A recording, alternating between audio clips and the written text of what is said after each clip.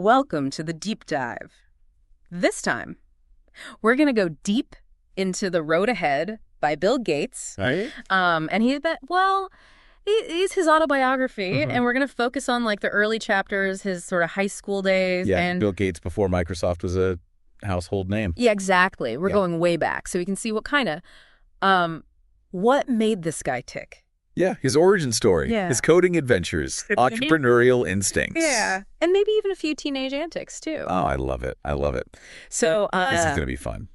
Yeah, this will be a good one. So what's exciting about this is we're not just looking at a timeline of events. We're getting a glimpse into the development of a mindset.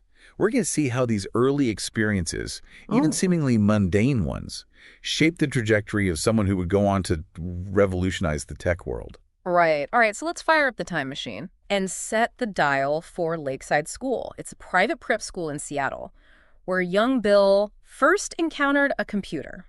Now, we're not talking about sleek laptops or smartphones here. Oh, no. This was a clunky teletype terminal. Oh. And Bill spent hours on that thing, teaching himself BASIC, one of the first widely used programming languages. It's fascinating just to think about that. That was the cutting edge at the time. And now it seems so quaint, archaic. Okay. Yeah, exactly.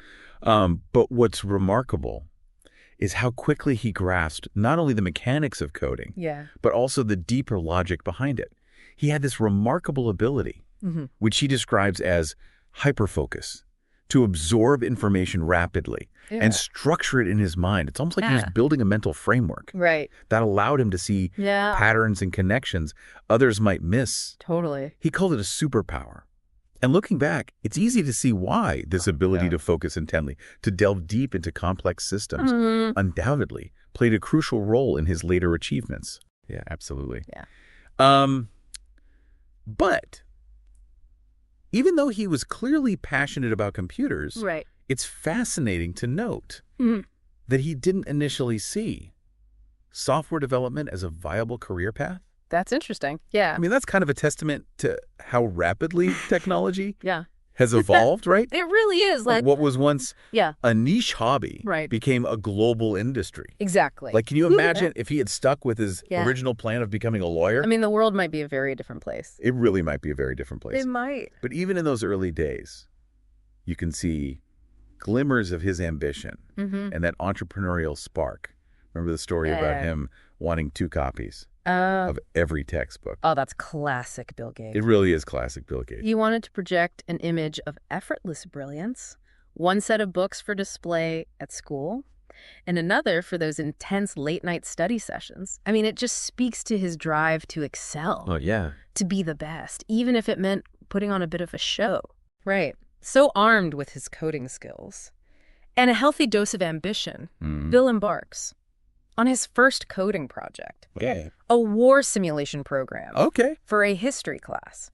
Now, talk about ambitious. I love that. I love that. But there's a twist in the tale. His free access to the school's computer gets revoked. Imagine hitting that kind of roadblock right when you're getting started. Wow, that's a tough one. That is a tough one. That's a real setback. Yeah. But it's actually a critical turning point. This forced him to adapt. Right. To find a new outlet for his intellectual energy. Yeah. What does he do? What does he do? He dives headfirst to the New Testament, producing a thought-provoking analysis for his final project. Interesting. Yeah. And, it shows that his intellectual curiosity wasn't limited to just technology. Right. He was engaging with complex ideas, exploring different disciplines, and honing his ability to think critically. These are skills that would prove invaluable later on, no matter what field he chose. I agree. Precisely. It's a reminder that a well-rounded intellect can be just as valuable as specialized expertise. And soon after, he stumbles upon his first paid programming gig. Okay. A far cry from war games and theological debates. Automating a payroll system for a pipe organ company. Interesting. This is a real-world challenge. A real-world challenge. Not only did he have to master a new programming language, COBOL, which, by the way, was notorious for its rigid structure and verbose syntax. Yeah. But he also had to grapple with the complexities of business logic, taxes, and all those fun regulations. All the fun stuff. Yeah, all the fun stuff. It was a crash course in the practical application of software development. Right. He was no longer just writing code for fun.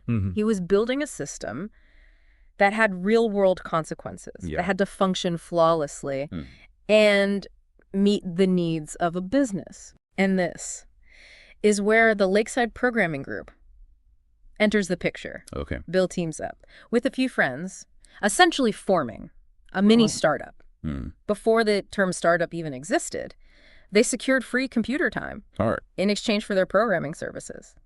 A brilliant barter system, if you ask me. I like it. I like it. Yeah. It was a fascinating glimpse into his early leadership style. We see him navigating the dynamics of teamwork, delegating tasks, and managing expectations. But it wasn't all smooth sailing. Oh. Remember, those internal conflicts, right? Disagreements over who gets to control the project, how the compensation, in this case, free computer time, would be divided. Yeah, the early startup woes. Startup woes, exactly. Yeah.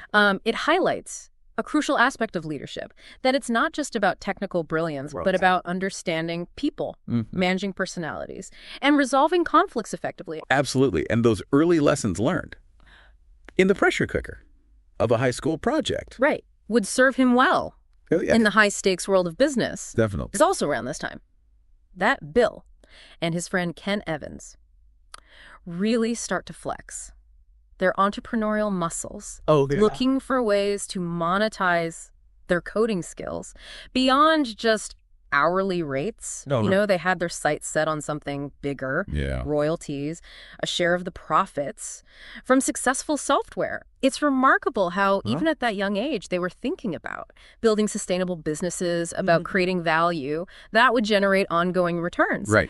And they weren't afraid to get creative. Oh, I love it. Tell me more. Remember how they pretended to be a company just to get their hands on those coveted product brochures? That's amazing. Yeah, it shows remarkable resourcefulness and a willingness to think outside the box. I like it. There's the DEET tape hustle. DEET tapes. Were these magnetic data storage tapes? Imagine a really, really bulky floppy disk. All right, I gotcha. So Bill and Kent spotted an opportunity at a bankruptcy auction to buy a large batch of these tapes at a bargain price. It goes. A classic buy low, sell high scheme, but with a twist.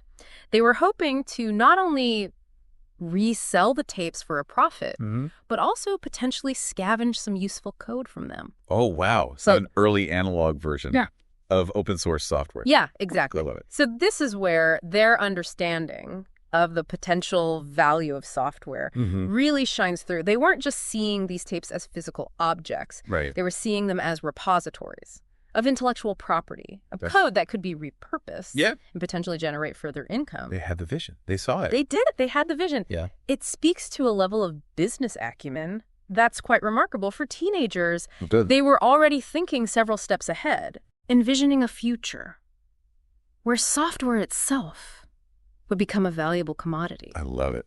But their entrepreneurial spirit wasn't without its setbacks. Remember the story? Oh, yeah. About them getting banned from the university computer lab. Uh-oh, what happened? Yeah. The infamous acoustic coupler incident. To meet a tight deadline, they borrowed this device, now imagine, a really primitive modem that connected to the phone line, with a cradle for the handset, without permission, much to the annoyance of a rather grumpy professor. Oh, I bet. Yeah. It led to a dramatic expulsion from the lab, a reminder that even brilliant minds can make impulsive decisions. Why? Especially when fueled by youthful enthusiasm. I can only imagine. But what's important is that they learned from their mistakes. And despite these setbacks, their determination and resourcefulness never wavered. They just kept going. Yeah, they kept going. They delivered that payroll program, proving to themselves and to others that they could create something valuable, something that worked in the real world. Yeah. That sense of accomplishment, of seeing their creation come to life and actually solve a problem, must have been incredibly validating. Oh, yeah. It's a crucial step in any entrepreneurial journey. Absolutely. That moment when you realize, hey, I can actually do this. Yeah, you get that validation. And you know you can do it again. Yeah. It instilled in them a belief in their abilities, a confidence that would carry them through future challenges. They were no longer just hobbyists. They were budding professionals, building a reputation for themselves in the nascent world of software development and all of this. Keep in mind, was happening before the personal computer had even entered the mainstream consciousness. It really underscores. They were ahead of the curve. They were ahead of their time. How ahead of the curve they were. It's amazing. Yeah. It makes you wonder, what were the specific ingredients that allowed them to see the potential of software when so many others couldn't? What set them apart? Yeah. What was it? What was it about? Their upbringing, their education, their personalities that enabled them to envision a future that was still largely invisible to the rest of the world? That's a great question, and that's what we're going to try to figure out today. Yeah, that's something we're going to explore as we delve deeper into the next chapter of Bill Gates' journey. I'm excited. Yeah. Let's do it. Yeah, it is incredible to think that these events were unfolding in the early 1970s, a time when computers were mainly associated with large corporations or research institutions. Yeah. You know? The idea of a personal computer was still a fringe concept. Yeah. Here we have Bill and his friends, not just using these massive machines, but actively shaping the future of software. Exactly. It speaks volumes about their vision, their ability to see beyond the limitations of the present and imagine a world transformed by technology. I mean, and a key figure in this story is Bill's friend and co-founder of the Lakeside programming group, Kent Evans. Their partnership was instrumental in shaping Bill's entrepreneurial journey. Yeah, Kent comes across as a fascinating character, confident, ambitious, and with a keen business sense. You know, he's the one who really pushed Bill to think about the commercial side of things, to see software not just as a technical challenge, but as a potential source of income and even wealth. Yeah, their dynamic was truly a partnership of equals. Each bringing their own strengths to the table. They challenged each other, bounced ideas back and forth, and pushed each other to think bigger and bolder. But their friendship wasn't always smooth sailing, though. Remember those clashes over control of the payroll project?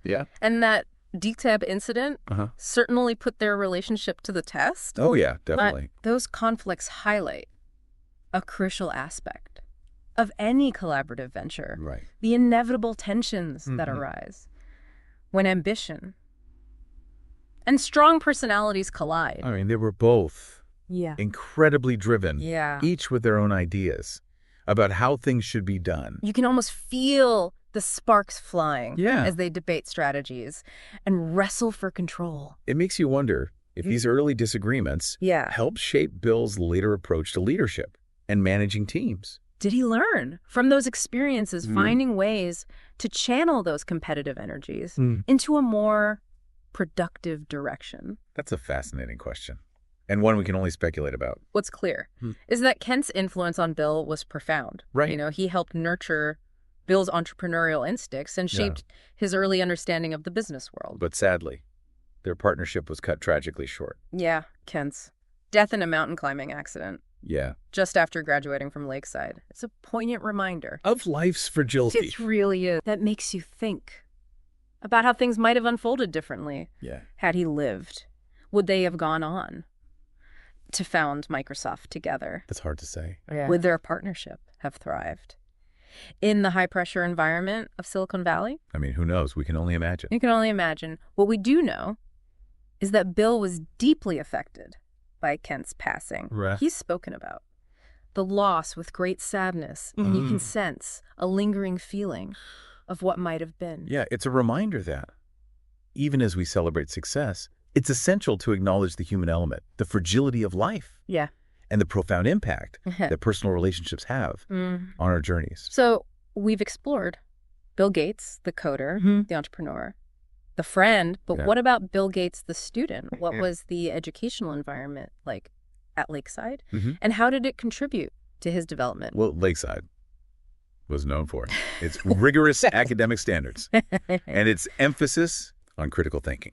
It wasn't just about memorizing facts. Right. It was about encouraging students to question assumptions, explore different perspectives, and develop a deep understanding of the world around them. It sounds like an environment tailor-made for someone like Bill, with his insatiable curiosity and his drive to understand how things work. Right. Did any particular teachers stand out as being influential in shaping his thinking? Absolutely. One teacher who had a significant impact was Gary Maestretti. Okay. Who instilled in Bill a love of physics and a fascination with the fundamental laws of the universe. He also emphasized that science is not just a collection of static facts, but an ongoing process of discovery, of challenging existing knowledge and pushing the boundaries of understanding. It's a mindset that's evident throughout Bill's career, right, from his early days of coding to his later work on global health and climate change. He's always been driven by a desire to learn, to innovate, to find new solutions to complex problems. Yeah, it's almost as if he sees the world as a giant puzzle waiting to be solved. Exactly. And then there's Dr. Daniel Morris, a chemistry teacher who also happened to be a licensed pyrotechnician. That's what I call a cool teacher. Definitely not your average chemistry class. What's interesting is that Dr. Morris was much more than just a quirky personality. He was deeply passionate about education and had a gift for making complex concepts accessible to young minds. Yeah. He also stressed the importance of building on existing knowledge, of layering understanding to create a more comprehensive view of the world. It's a concept that resonates deeply with me. True innovation often arises from connecting seemingly disparate ideas, from finding those unexpected links between different fields of knowledge. Just like those connect-the-dots puzzles we used to do as kids, only on a much grander scale. Exactly. You know, Bill's ability to see those connections, to synthesize information from diverse sources and find patterns that others miss is undoubtedly a key factor in his success. It is. So Lakeside provided Bill with a strong foundation in academics, but it also nurtured a love of learning, a spirit of inquiry, and a willingness to challenge conventional thinking. Absolutely. Those qualities, combined with his natural talent and drive, set the stage for his remarkable journey. It's a testament to the power of a stimulating educational environment to ignite passion and shape future trajectories. So let's not forget that Bill was also a teenager. Oh, right. And teenagers, well, they have a knack for finding trouble, or shall we say, a little mischief. The teenage shenanigans. Teenage shenanigans. Remember the story about the liquid that exploded on touch? Oh, no. What was this? It was a prank involving a stapler rigged with a concoction that would create a sudden startling burst. Oh, my gosh. It sounds like something straight out of a classic high school comedy movie. It really does. It's almost hard to believe that the same person who pulled off these pranks would go on to become one of the most influential figures in the tech world. It's wild, yet there's a connection there. That willingness to experiment, to push boundaries, to take risks, is a trait often found in innovators and entrepreneurs.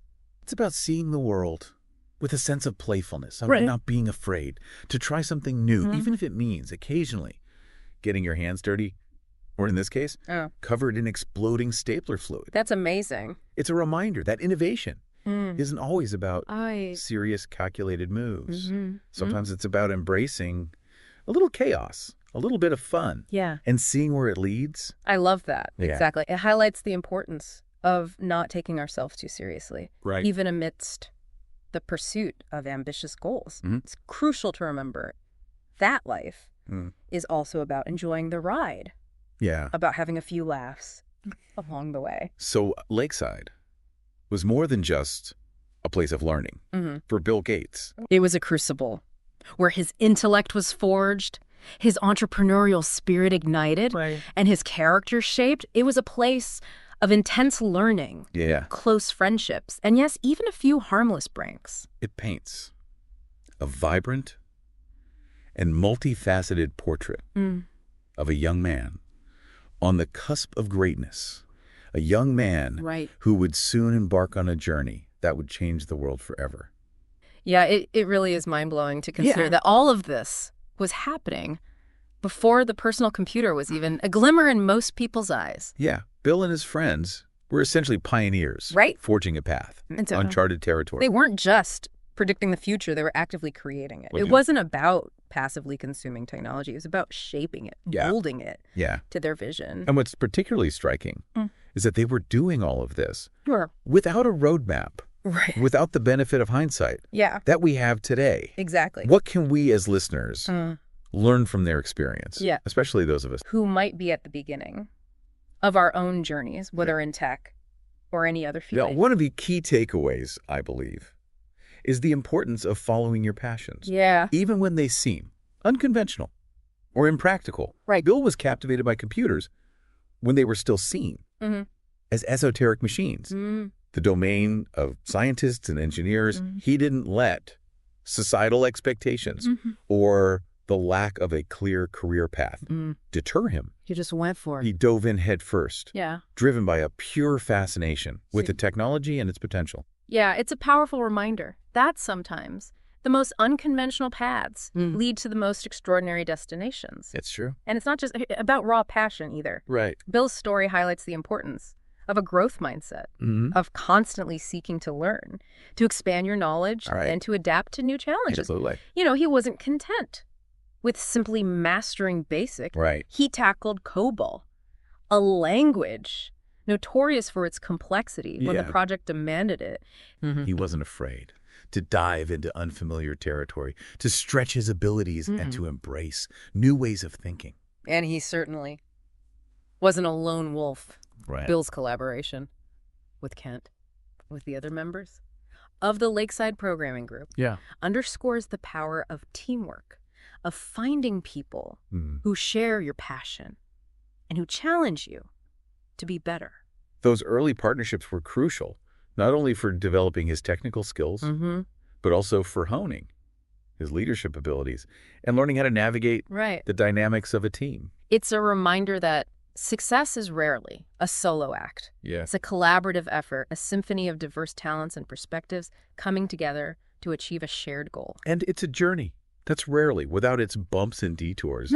Bill and his friends encountered their fair share of obstacles, from technical glitches to interpersonal conflicts to getting banned from a university computer lab. Those setbacks, those moments of frustration, and even failure were all it's part of the learning process. They forced them to adapt, to rethink their approach, and to develop that resilience that's so essential for navigating the unpredictable terrain of entrepreneurship. It's a reminder that mistakes aren't the opposite of success. They're a stepping stone, an opportunity to learn and to grow. Bill's story teaches us that it's not about avoiding failure, but about embracing it. Learning from it and using it as fuel to propel us forward. What stands out to you as the most significant insight from our deep dive? For me, it's the realization that even someone like Bill Gates, who we often perceive as this larger-than-life figure, started out as a curious, ambitious teenager, tinkering away on a clunky computer, driven by a passion for technology and a desire to make a difference. Reminds us that extraordinary achievements often have humble beginnings. They do. That the seeds of greatness can be found in the most unexpected places. And it's a powerful message of hope and inspiration for anyone who dares to dream big, to pursue their passions, and to embrace the challenges and triumphs that come with the journey. Before we wrap up this deep dive, I have a final thought for you to ponder. Bill and his friends were driven by a vision of a future where computers would be accessible to everyone, where technology would empower individuals and transform the way we live, work, and interact with the world. Looking back, it's astounding how much of their vision has come to pass. It really is. So I ask you, what's your vision of the future? What role do you want to play in shaping the world around you? That's a fantastic question to leave our listeners with. It is, isn't it? Thanks for joining us on this deep dive into the origins of a tech titan. Until next time, keep exploring, keep learning,